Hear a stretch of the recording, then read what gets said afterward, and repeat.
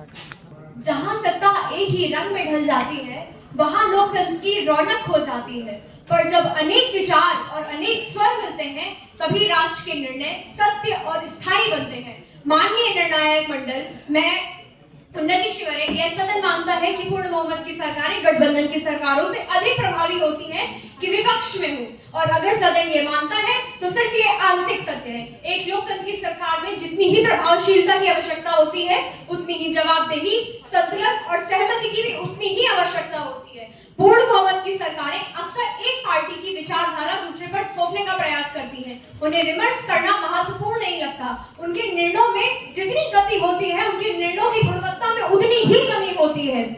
जैसे कि मेरी पक्ष की वक्ता ने कहा, जीएसटी आया 2017 में, पर वह एक बहुमत की सरकार ने कम विमर्श के साथ लाया था, जो कि आज जाके 2025 में 22 सितंबर को बदलना पड़ रहा है। दूसरी ओर गठबंधन की सरकार भले ही धीमी गति के साथ आती है, धीमी गति के साथ निर्णय लेती है, पर सहमति, संवाद, विविध विचार, सबका समापन होता है, जो कि एक लोकतंत्र का उचित मूल्य है।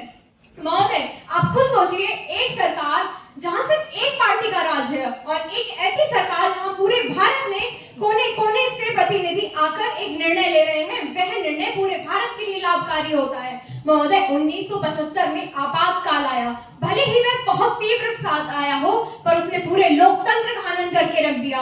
उसके बाद एनडीए और यूपीए की सरकार आई, तब उन्होंने सरकार में विभिन्न विचारधाराओं को क्षेत्रों में संतुलन दिखाई देता है। पोखरण परमाणु परीक्षण, मिड डे मील की योजना और स्लॉट नंबर 5 के एक व्यक्ति कहते हैं कि इंदिरा गांधी ने तीव्र फैसला लेकर 1971 में हमें भारत पाक का युद्ध जिताया।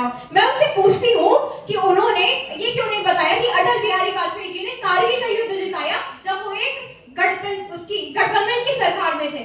उसके बाद स्लॉट नंबर 6 के व्यक्ति आके कहते हैं कि भारत की तुलना जर्मनी, अमेरिका, सारे देशों से करते हैं। मैं उनसे पूछती हूँ कि ऐसा कौन सा देश है इस दुनिया में जिसमें भारत की जितनी विविधता पाई जाती है। उसके बाद अगर हम हाल ही का उदाहरण लें, तो गठबंधन की सरकार ने पहलगाम जो पहलगाम का हमला हुआ, उसके अगेंस्ट ऑपरेशन सिंदूर एक बहुत ही तीव्र फैसला था और बहुत ही ऐसा फैसला था जिसे हम सब यहाँ बैठा हुआ हर एक व्यक्ति जानता है। इसी के साथ लोकतंत्र का उद्देश्य केवल एक फैसला लेना नहीं, बल्कि हमेशा सर्वहितकारी फैसला लेना होता है।